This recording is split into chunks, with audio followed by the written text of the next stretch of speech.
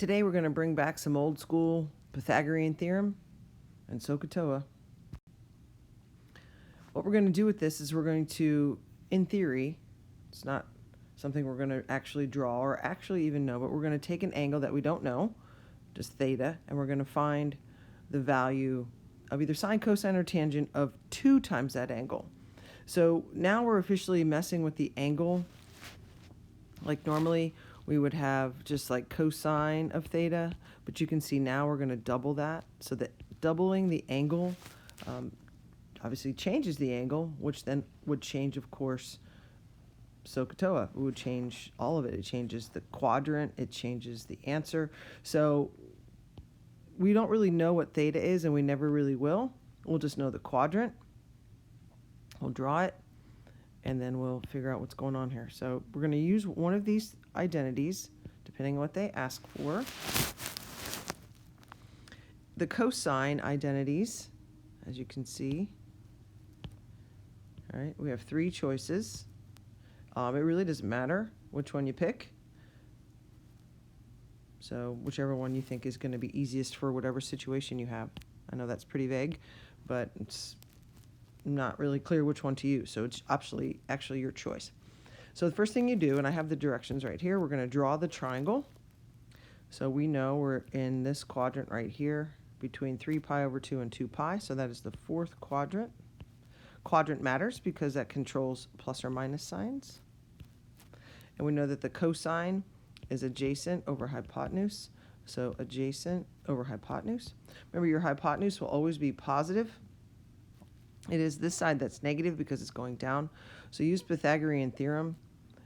8 squared plus we don't know is equal to 17 squared. So we get x squared equals 125. So that's going to be 15. We know it's negative because it's obviously going down. So the directions say to find the sine of 2 theta.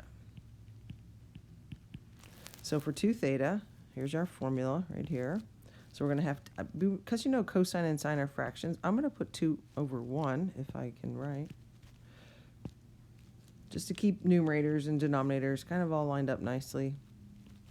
And then we're going to find the sine. Sine is opposite over hypotenuse, so this is negative 15 over 17. And then the cosine, of course, they just straight up told us, so that's 8 over 17. When you multiply your fractions, remember you go straight across the top, straight across the bottom. You can put this in a calculator if you want. Make the calculator give you a fraction. So it'll figure it out as a decimal, go to math, hit enter twice, and we get negative 240 over 289. Now, for the cosine of 2 theta, it really doesn't matter which formula you use. Since you were given the cosine, you could just use 2 times cosine squared. I mean, this would be the easiest one, maybe because you don't have to do anything from the picture. I'm going to use the first one. I like the first one because it takes care of, if I messed up the plus or minus signs, it doesn't matter because everything's positive. And if I had any radicals, it would obviously square them all. So if you use the first one, the calculator will probably work every single time. So this is 64 over 289, and this is 225 over 289. Of course, they're both positive with that minus sign in the middle.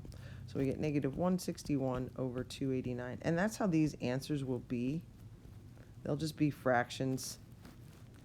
There might be a square root in it, but generally it's just fractions that are just messy like that. It's just the way that these are, the nature. The tangent formula is the most complicated of all of them, just because it's a fraction with fractions inside of it. So let's try one of those. Again, first step, figure out what quadrant you're in. So between pi and 3 pi over 2, so we're over here, 3rd quadrant. And the sign is negative, that's opposite over hypotenuse. So that we know that the negative is to go here because our hypotenuse is always positive. Plus you can tell because it's going down. So now we use Pythagorean theorem. Negative 1 squared plus x squared equals 3 squared. So x squared equals 8. Now this is like a weird thing. You could just plain old call this negative square root of 8. Or you could actually simplify that and call it negative 2 radical 2. It's really your choice. As you know with square roots, if you simplify it first, you might have to simplify it again later. So I'm going to just leave the radical just because I feel like, the square root of 8, just because I feel like it's not going to matter. So again, I'm going to use the first one for the cosine of 2 theta, which is cosine squared, so negative square root of 8 over 3 minus sine squared. And let me show you what I mean by using this formula. When you square this, that turns into just 8/9. So it takes care of the radical, takes care of the negatives. It does make it, I do think it makes it a little bit simpler. And then, of course, we just have 1/9 there, so this is just 7/9. Now, for the tangent of 2 theta, this is just messy. The numerator, you kind of want the 2 radical 2, but the denominator you don't. So if we know because we know we're multiplying by 2, so if I call this 1 over 2 radical 2, actually it's negative, it will help because of this crosses off. If I call it the square root of 8 and I have a radical in the bottom, I still have a radical in the bottom, but I'm going to just do it that way. I know that's maybe a kind of a mix-up.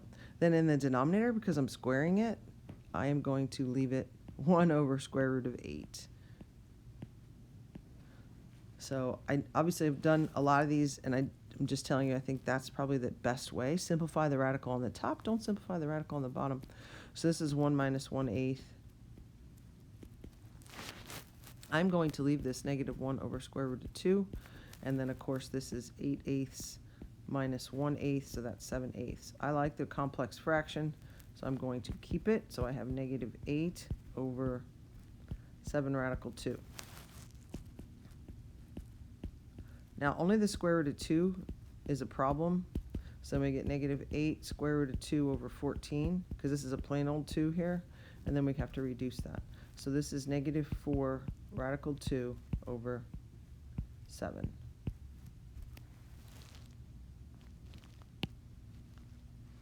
And I did want to show you one that had a kind of a square root in the question.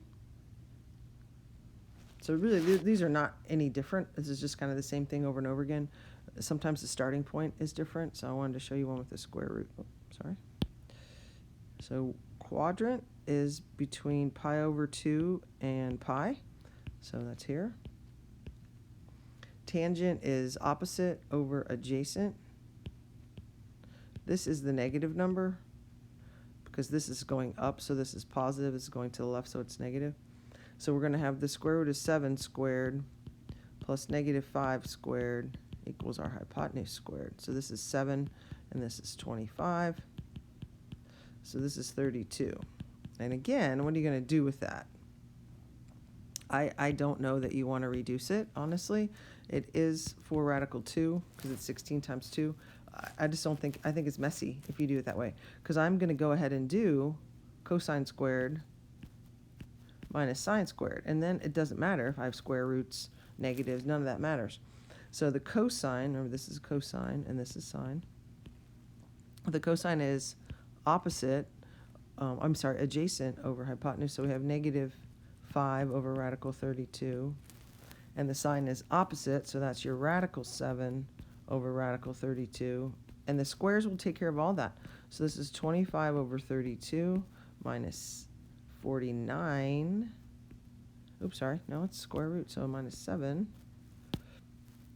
over 32. And this very simple.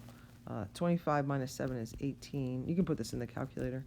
And then 18 over 32 reduces to 9 over 16. So use your calculator for the fractions, certainly, and make sure the calculator gives you a decimal. A fraction rather, sorry. Calculator has to give you a fraction. No decimals on this. Because the directions are exact value. So remember, we are doing exact value right here.